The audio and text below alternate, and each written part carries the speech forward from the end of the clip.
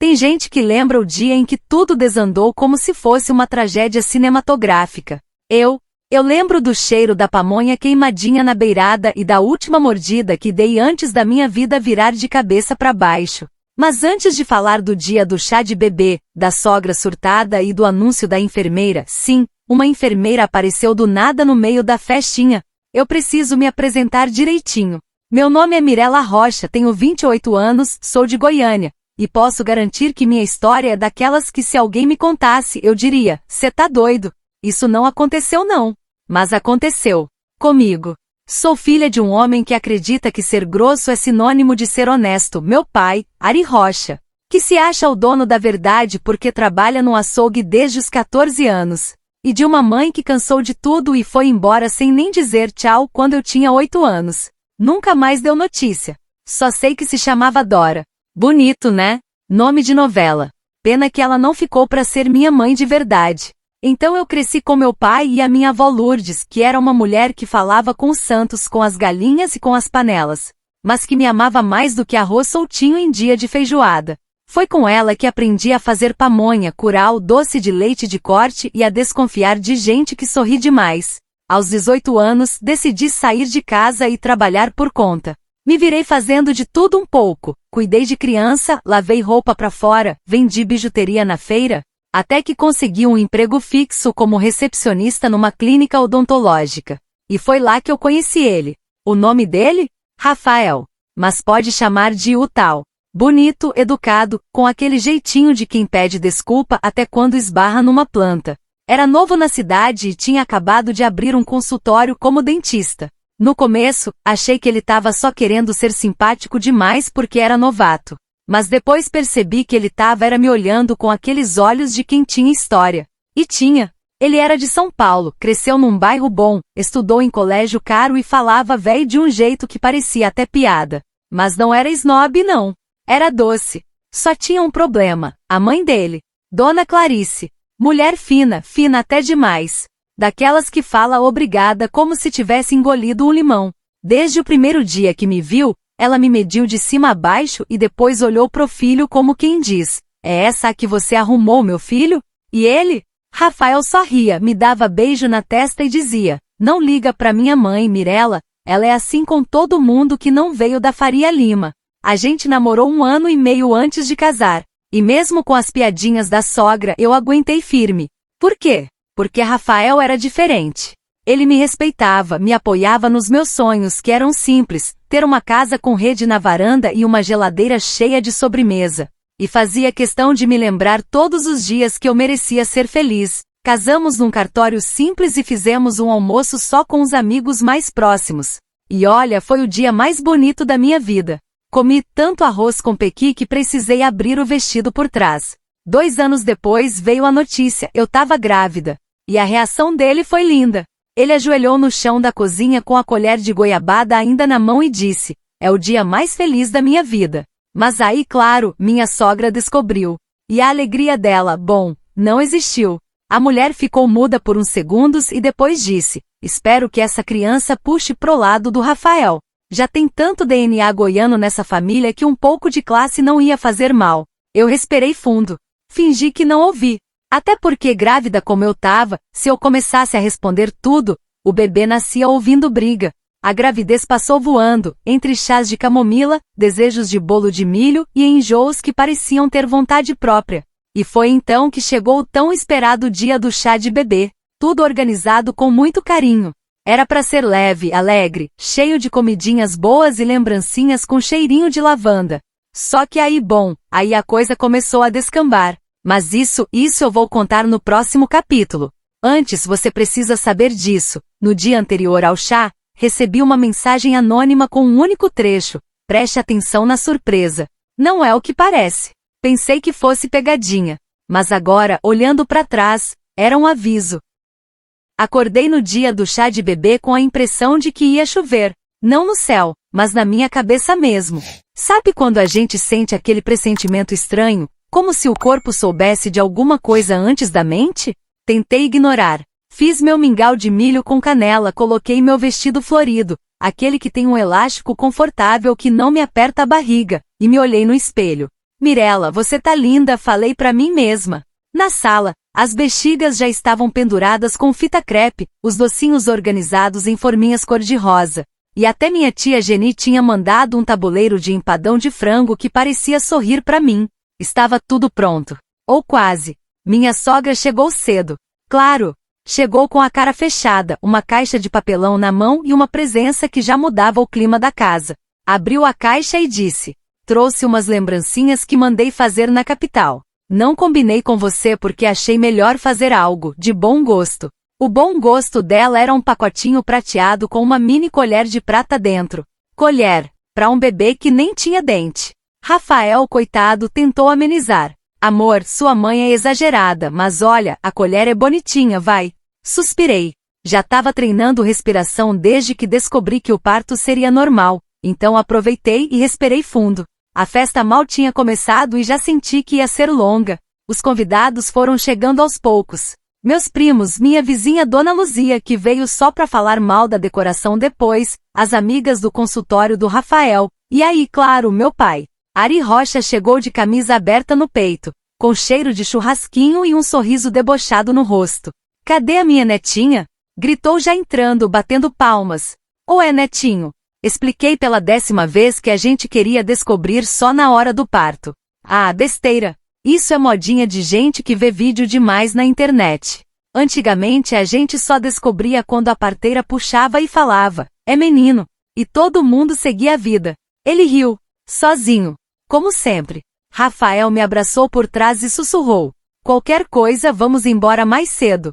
Só nós dois. E nossa pequena bolinha de amor. Sorri, tentando acreditar que tudo ia ficar bem. Mas era só o começo. Depois da torta de queijo da minha vizinha e de umas 7 piadinhas ruins do meu pai, chegou a hora dos presentes. Uma a uma, fui abrindo as caixinhas, agradecendo, sorrindo. Um body bordado, fraldas, sapatinhos de crochê, até que me entregaram um pacote sem nome. Dentro tinha uma camisa minúscula com os dizeres: tomara que não puxe a mãe. Olhei em volta. Ninguém confessou. Minha sogra fingiu que não era com ela. Rafael segurou minha mão. Eu queria chorar, mas respirei de novo. Lembrei da minha avó Lourdes dizendo: Mirelinha, gente podre se desmancha sozinha. Só faz tua parte. Aí veio o bolo. Um espetáculo. Massa fofa, recheio de doce de leite com ameixa, coberto com chantilly e docinhos em forma de pezinho. E bem ali, na hora que eu ia fazer meu discurso de agradecimento, minha sogra levantou. Levantou como quem vai fazer um brinde. E com licença disse, erguendo a taça de suco de abacaxi, queria dizer umas palavrinhas. Rafael já sussurrou pra mim. Ai meu Deus. Clarice respirou fundo e falou. Eu só espero que esse bebê aqui, apontando pra minha barriga, não cresça pra ser como você, Mirella. Sozinho, sem amor e pobre. A sala parou. Alguém até engasgou com um salgadinho. E como se não bastasse, meu pai deu aquela risada alta batendo na coxa. Igual a mãe dela, né? Ha ha ha. Minha alma saiu do corpo por um segundo. Senti o rosto quente. O chão parecia longe. E aí, a porta se abriu. Uma mulher de jaleco branco entrou na sala com um envelope na mão.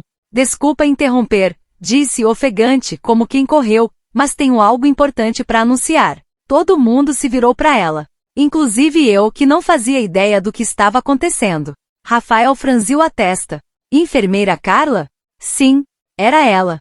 A enfermeira que nos atendeu quando fizemos o primeiro ultrassom no posto. Ela me olhou, depois olhou pro envelope e disse: Você vai querer contar ou quer que eu fale? A sala congelou. Minha sogra, que ainda estava em pé, baixou a taça. O sorriso dela murchou como balão furado. Que história é essa? Perguntou ela. E a Carla respondeu: Mirella, é melhor você sentar. Eu não sentei.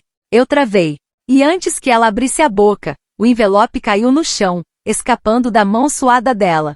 Todo mundo olhou para mim como se eu tivesse a resposta. Mas naquele momento nem eu sabia do que se tratava. Só sabia que alguma coisa ia virar de ponta cabeça. E virou. A enfermeira Carla abaixou, pegou o envelope amarelo e segurou com as 2 mãos, como se fosse uma bomba prestes a explodir. E no fundo, era mesmo. A sala estava muda.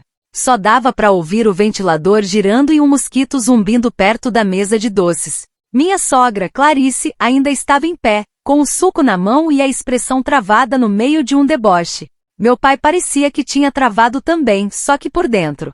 E Rafael me olhava como se dissesse: você sabe o que tá acontecendo? E eu só conseguia balançar a cabeça devagarinho, feito vaca olhando o trem passar. Foi quando Carla se virou para mim e falou com firmeza: Mirella, aquilo que você pediu para eu averiguar, eu consegui. Eu achei. Pausa dramática. O problema? Eu não tinha pedido nada. Rafael sussurrou: você pediu o quê? Nada. Respondi, olhando de volta para a enfermeira. Ela regalou os olhos. Ficou visivelmente confusa. Olhou pro envelope de novo, olhou para mim, depois respirou fundo e disse: é então.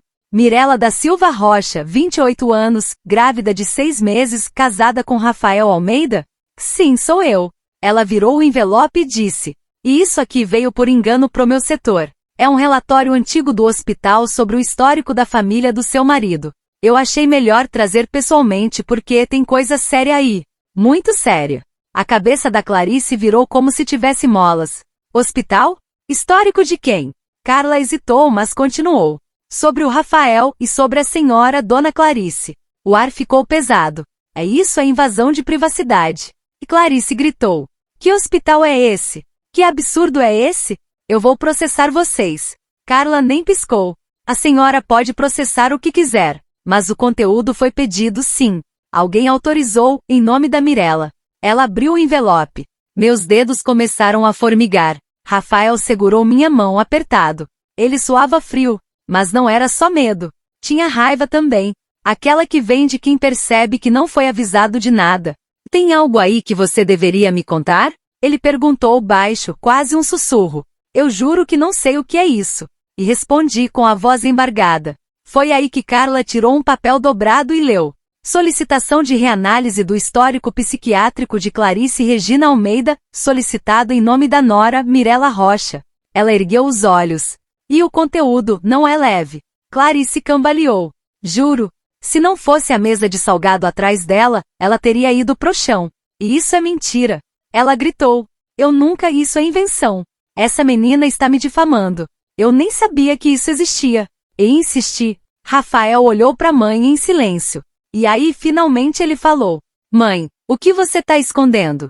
Ela travou. Olhou para ele como se tivesse tomado um tapa. Rafael, você vai acreditar nela? Eu quero ouvir de você. O que é esse histórico? E por que tem uma assinatura sua nesse documento? Carla mostrou a folha com a assinatura. Clarice arregalou os olhos. Ficou pálida. Isso é montagem, disse ela, mas a voz já não tinha força de antes. Rafael se afastou. Você tentou me internar aos 19 anos, lembra? Disse que eu tava com crises emocionais porque eu chorei quando terminei com a Letícia. Levou até no psiquiatra, mãe. Era pro seu bem. Era controle. Silêncio. Todos os convidados estavam parados, sem saber se saíam, comiam mais um brigadeiro ou se fingiam que não tinham visto nada.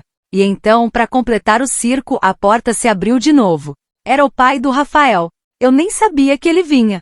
Nunca tinha falado muito dele, só dizia que morava em Belo Horizonte e que os dois tinham se afastado depois do divórcio. Oi, pessoal, disse ele, entrando com uma sacola de papel na mão, tipo quem acabou de passar na padaria. Tá cedo ainda pro parabéns? Clarice perdeu o ar. O que você tá fazendo aqui? Vim ver meu neto. Ou neta. Tanto faz. Vim ver meu filho também. E dar parabéns a Mirella. Ele me olhou e sorriu. Você é linda, igual minha avó dizia que seriam as mulheres que mudariam a vida do Rafael. Clarice bufou. Sai daqui, Otávio. Otávio olhou para ela com aquele sorrisinho de quem já viu muito. Já começou o teatro? Ou cheguei só pro final? Rafael levantou. Pai, você sabia disso? Sabia de quê? Rafael pegou o envelope, mostrou o histórico. Otávio olhou, leu um pedaço e só disse: então ela voltou com isso? Clarice, de novo. Você não entende.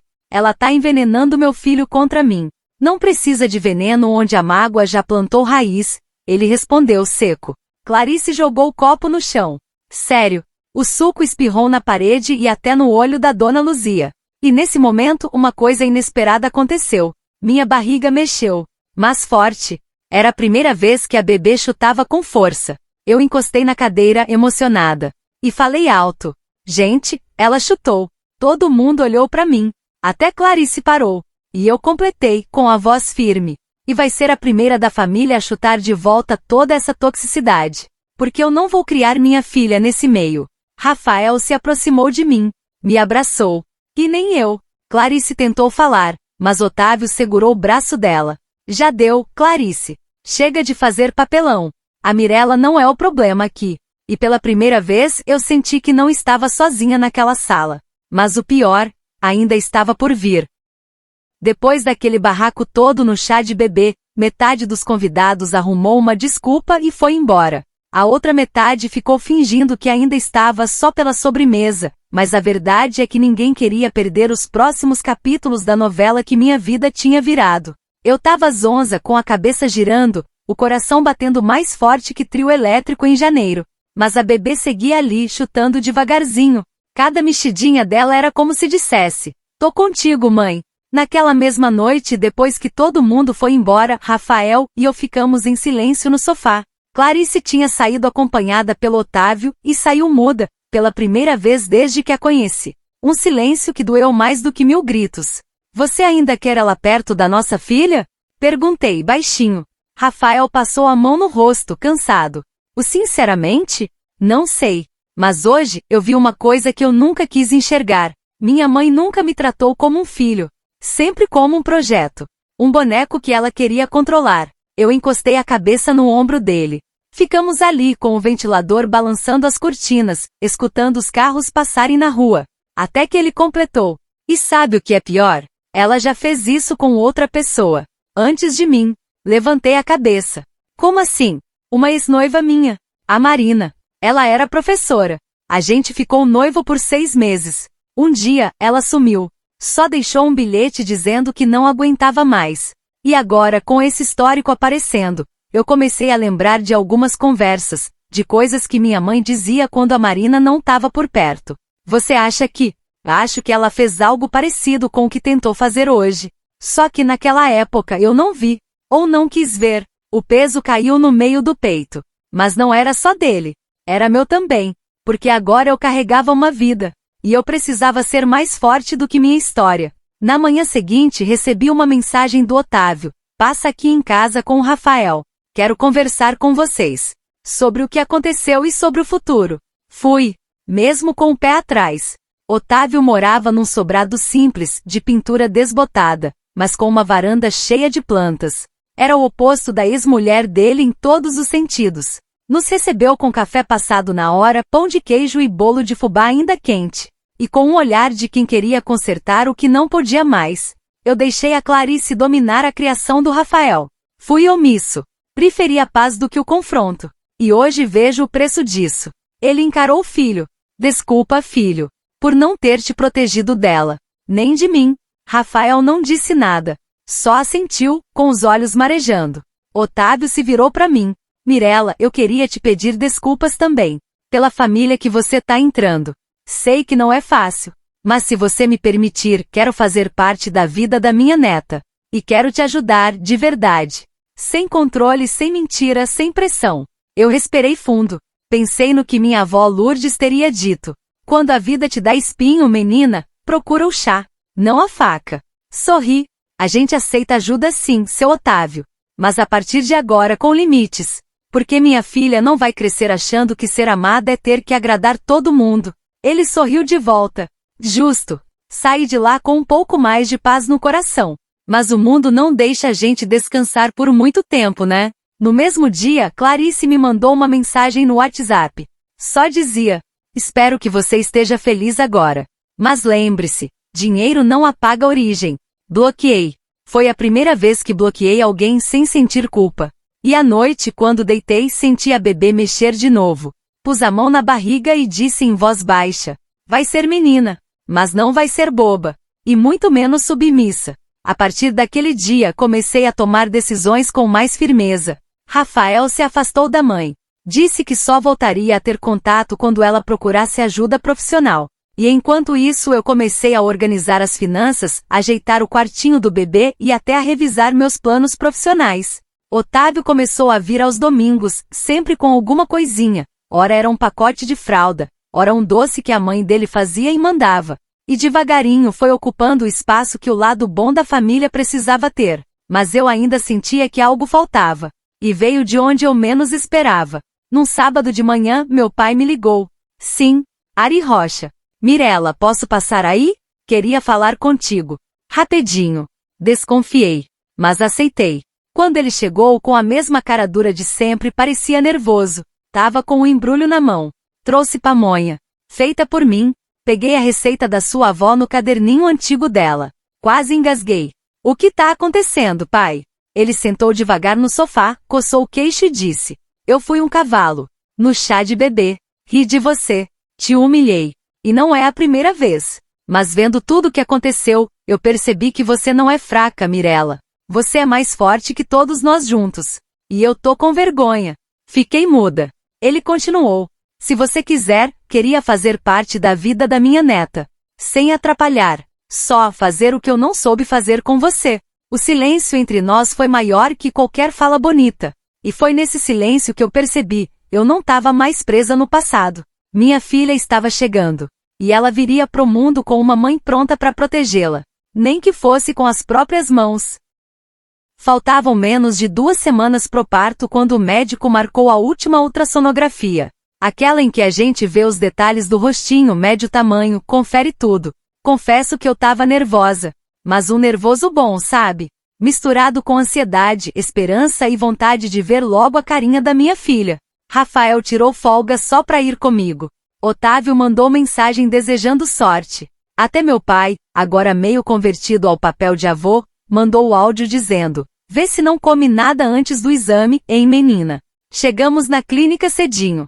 Levei minha garrafinha de água e um bombom de amendoim no bolso, pra comer escondido depois, claro. A recepcionista nos atendeu sorrindo. Tudo tranquilo. Mas antes de eu ser chamada, uma mulher se levantou do outro lado da sala. Mirela? Me virei. Demorei um segundo para reconhecer. Era Marina. Sim, a Marina do passado do Rafael. Aquela que ele mencionou, a ex-noiva que sumiu sem explicação. Ela estava diferente.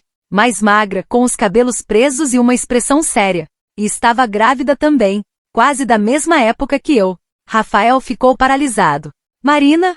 Ele murmurou sem saber se levantava, se sentava ou se cavava um buraco no chão. Ela sentiu.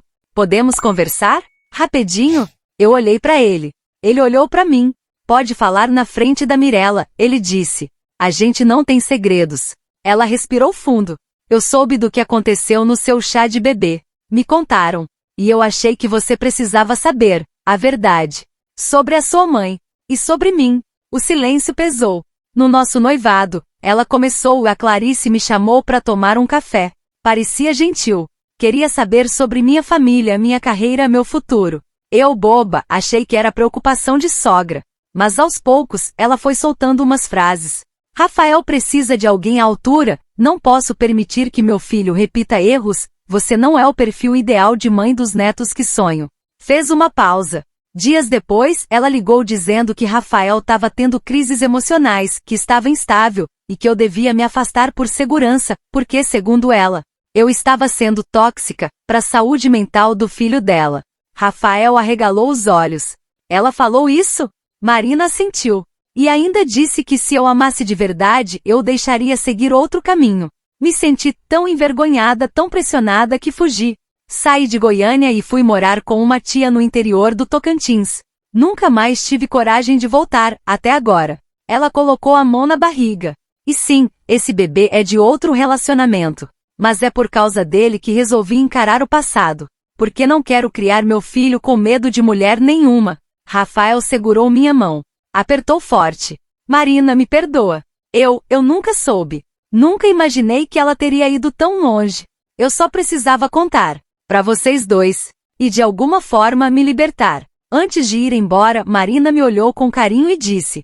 E cuida da sua filha como você já tá fazendo. E não deixa ninguém te fazer duvidar da mãe que você é. Ela se foi. E então chamaram meu nome. O exame começou com aquela musiquinha ambiente estranha, gel na barriga, e a imagem tremida aparecendo na tela. Tá aqui ela, disse o médico com um sorriso simpático. Mexendo muito. Parece até que tá dançando forró. Rafael riu aliviado. Eu também. Mas aí o médico franziu o senho. Espera um pouco. O quê? Perguntei, com a voz meio trêmula. Ele virou a tela, apertou uns botões, aumentou o som. Aquele som do coração batendo ficou mais forte. Tá tudo bem com ela, doutor? Ele assentiu. Sim, sim. Mas tem uma coisa aqui. Olhou de novo. Mirella, você está grávida de gêmeas. Pensei que ele tivesse se enganado. Olhei para Rafael. Ele ficou sem reação. Como assim? Uma delas estava escondida até agora atrás da outra. Isso acontece em alguns casos, principalmente quando o espaço está apertado. Mas olha aqui, apontou. Coração batendo, tudo saudável. São duas meninas. Eu comecei a rir. Rir mesmo. Daqueles risos de nervoso misturado com choque. Duas? Repeti. É sério isso? Eu fiz 3 exames antes. Pois é. A danadinha aqui estava brincando de esconde-esconde, disse ele, rindo também. Rafael pôs as mãos no rosto. Depois me beijou a testa e disse. A gente ia dar conta de uma. Agora vamos dar conta de 2. Porque elas vão ter a mãe mais forte do mundo. Saímos da clínica zonzos. Eu segurando os papéis. Ele repetindo 2, como se estivesse fazendo conta de matemática emocional. E no caminho de volta, no banco de trás do carro, entrei em grupo da família e escrevi. Mudança de planos, a bebê virou bebês. Preparem-se para comprar fralda em dobro. E amor em dobro também. O primeiro a responder foi Otávio. Deus sabe o que faz. E vocês dois são um casal incrível. Vambora ser avô em dose dupla. O segundo foi meu pai. 2 netas? Pamonha dobrada nas festas. E Clarice? Silêncio. Mas era só o começo do silêncio dela. O mais pesado de todos. Depois da revelação das gêmeas, a casa virou de cabeça para baixo. Trocamos a comoda por uma com o dobro de gaveta. Rafael passou o sábado todo montando um segundo bercinho que ganhamos de uma prima dele. E eu comecei a organizar tudo em pares. 2 macacões, 2 pares de meias, 2 kits de higiene. Era muita emoção, muito riso bobo, muito planejamento. Mas também era muito medo. Medo da Clarice. Porque o silêncio dela estava alto demais. Otávio vinha nos visitar com mais frequência. Trazia bolo de mandioca, suco de caju e um carinho que eu nunca imaginei que teria de um sogro. Meu pai até ajudou Rafael a pregar umas prateleiras no quartinho das meninas, e eu, claro, chorei por ver 2 homens que nunca se suportaram fazendo algo juntos, mesmo que aos resmungos. Mas como diz minha vizinha, onde tem calmaria demais, é sinal de temporal vindo. E ele veio.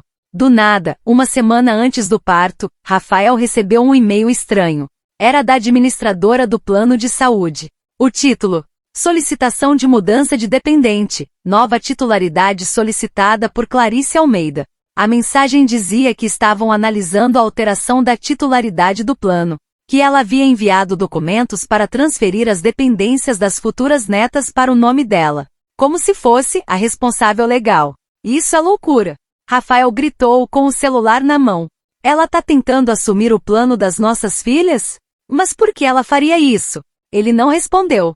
Só ficou andando de um lado pro outro da sala, com as mãos no cabelo, tentando não explodir. No mesmo dia, a advogada de Otávio ligou. Rafael, seu pai me pediu para avisar que a Clarice protocolou um pedido preliminar para intervenção familiar por instabilidade emocional da mãe gestante. Ela está tentando te convencer a pedir a guarda das meninas sozinha. Silêncio. Daquele tipo que até o vento respeita. Fiquei muda. A barriga parecia mais pesada naquele instante. Ela quer que você tire minhas filhas de mim? Rafael me olhou nos olhos. Aqueles olhos que um dia me disseram que eu era suficiente. Isso nunca vai acontecer. Eu juro. Mas eu sabia. Ali eu sabia. Ela não ia parar. No dia seguinte, Clarice apareceu no portão. Do nada. Numa quarta-feira à tarde, vestida como se fosse para uma reunião de diretoria, com óculos escuros e um envelope na mão. Rafael atendeu. Mãe, o que você quer? Vim te dar isso. Entregou o envelope. E sorriu. Assina. Eu já resolvi tudo. As meninas vão ter muito mais chance se estiverem sob minha responsabilidade. Você vai continuar como pai. Só a Mirella vai ter que se afastar um pouco. Eu apareci atrás dele com a mão na cintura. Você não tem o direito de mexer com minha maternidade, dona Clarice. Vai embora. Ela me olhou com aquele nojo que sempre disfarçou com educação. Eu vou até onde for preciso para salvar as minhas netas da sua mediocridade. Rafael rasgou o envelope ali, na frente dela. E disse. Você não vai ver essas meninas nascerem. Nem no hospital. Nem em foto. Clarice esticou a mão para ele. Vai me cortar assim? Depois de tudo? Justamente por tudo. Vai embora, mãe. Some da nossa vida. Ela foi. E dessa vez não reagiu. Não gritou. Não ameaçou. Só entrou no carro e sumiu rua abaixo. Naquela noite, enquanto eu chorava no banho, senti uma cólica diferente. Um aperto que veio pelas costas desceu para a barriga e ficou ali, me lembrando que a hora estava chegando. Rafael, chamei. Ele apareceu já com a chave do carro na mão. A bolsa tá pronta? Tá. Tá tudo pronto. Na maternidade, a médica confirmou. Tá começando o trabalho de parto. Vamos acompanhar. Vai ser hoje. Eu tremia. Mas não era só de dor. Era de medo. Medo de algo dar errado. Medo de Clarice aparecer de novo. Medo de que tudo que a gente construiu ruísse nos próximos minutos. Rafael segurou minha mão e disse: Eu tô aqui. Não importa o que aconteça. Fui levada para a sala de parto. As luzes brancas, o ar gelado, os monitores apitando. O som do coração das meninas batendo rápido como passarinhos. Na sala de espera, Otávio orava.